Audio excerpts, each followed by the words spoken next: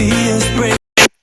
Financial freedom is the wonderful ability to make choices about what we want to do in life without the restrictions of money pressures.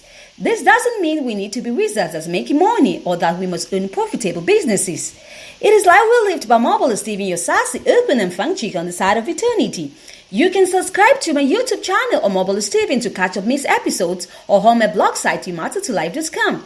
Now, you have been or are been managing your finances, especially at this period of lockdown. Financial security is an important topic, and this is what I want to talk about today. You want to listen up? Why not sit back with a glass cup of chilled mango juice and let's roll?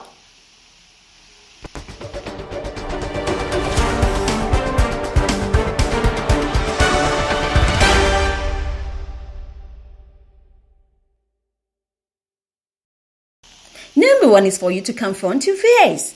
The number one fear that many have about money is that they will be broke when they are old. Financial expert and best-selling author Dr. Judith Byle says statistics shows that for every 100 women and men who reach 65, only 2 are financially dependent or independent, The reality is whether you're rich or poor or in between, the person you need to rely on to keep you from the poorhouse is you.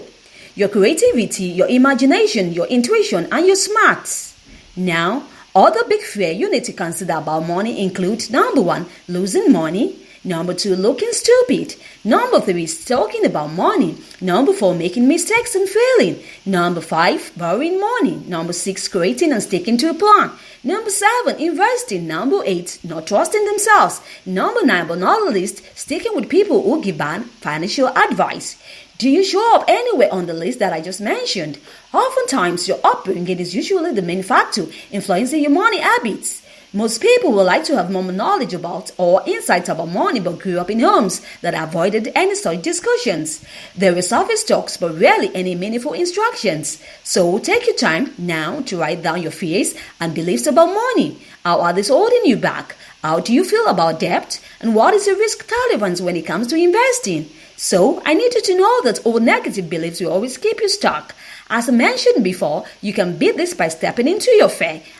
Stepping into your fear. The best way to do that is by implementing the next step I'm going to talk about. It is becoming financially intelligent. Financially intelligent. Learn how money works. It is not that complicated at all. There are many courses you can take from the basic, how to balance your checking account, to sophisticated investing. Check with your local community college. If you don't have time to take a course, numerous books will teach you everything that you need to know.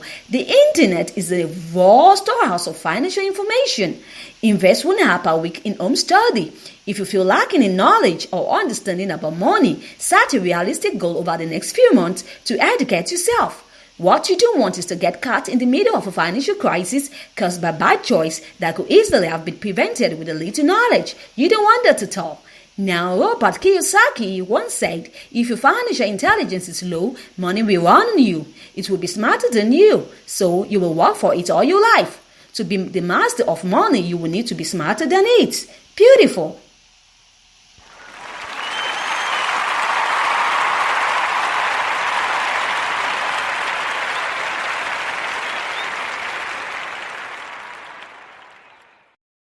Next is for you to do a reality check now.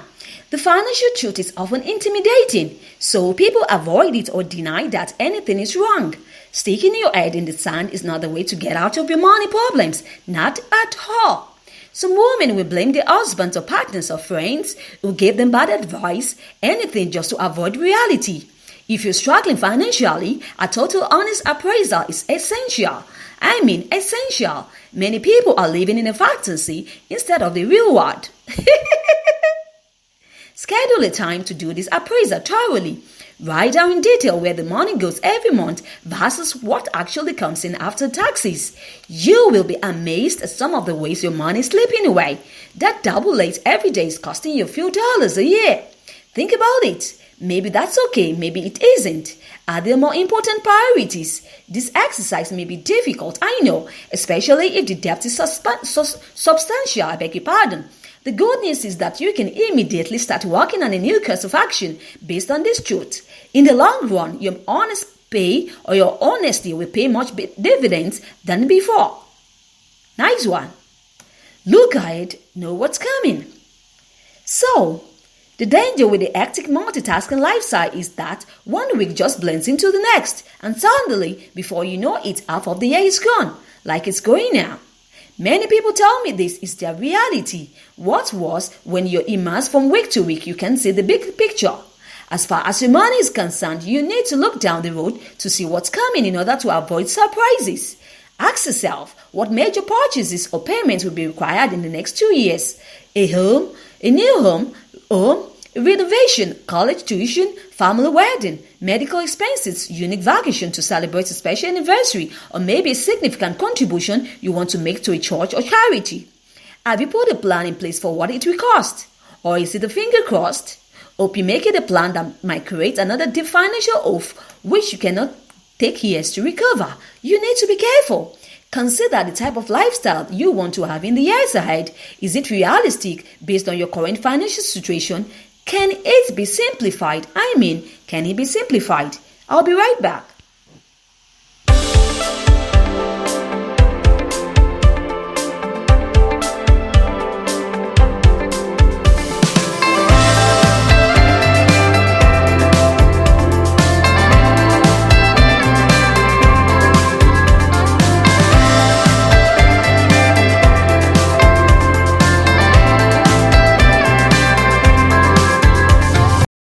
Next, let's look at dump your bad money habits. Dump your bad money habits. We spend money constantly. I know that. I do also. Which means we develop spending patterns. When we continually make bad choices about money, we end up with all sorts of negative circumstances. For example, if you're always late filing an income tax and paying a credit card or anything that creates interest penalties, it's like taking a roll of $20 bills out of your purse and setting them on fire. That's crazy, you say. Why will anyone do that? Exactly. Write down all your bad habits that revolves around money. You may have been doing some of these for years, I know that. So, you must write them down now to see the truth unmistakably laid out in front of your eyes. Then, select the one that's hurting you most. Make a commitment right there and then to stop this behavior. No more late payments, frivolous spending, impulse buying or paying too high a price. No more. From now on, it's simply not acceptable. It's simply not acceptable. Create a better plan. For some people, it's not a matter of having a better plan, it's having any plan at all. Every financial advisor emphasizes that planning is where you must start if you are serious about improving your financial health. A good plan always starts with the end result in mind. So my question to you is, what's the top priority? Getting out of debt or creating enough investment income that you can stop working in the next 5 years or 10 years? What type of lifestyle do you want? Or maybe you just want to get the credit cards under control. Do you have a grander vision that includes a lot of travel and a stimulating social life? Or perhaps is there a part of you that longs to do something creative or artistic but lacks the money that will free you up to pursue it? These are very important questions. As far as investment goes, diversification is key. Having all your eggs in one basket like the stock market can be risky depending on when you need to pull your money out. Cover yourself by spreading the risk. You can consider real estate, bonds, and money market accounts to balance your portfolio. Depending on how complex your financial situation is, consider cultivating excellent relationships with an experienced accountant, tax specialist, broker, and a banker. Having a personal mentor is also a great idea. Someone who is vast experience, someone who is in a position of financial strength and is willing to coach you. Make that move today. Make it today. Alright, it's a wrap up for today's show. Don't forget to catch up on missed episodes on your Apple iTunes Store, Castbox, iHeartRadio, Listen Notes, Podcast Addict, Podcast Chaser. Simply search for Live Well Lived by Omobola Steven and here you go. You can also subscribe to my YouTube channel, Omobola Steven. From me to you, it's bye for now and stay safe always. Peace y'all.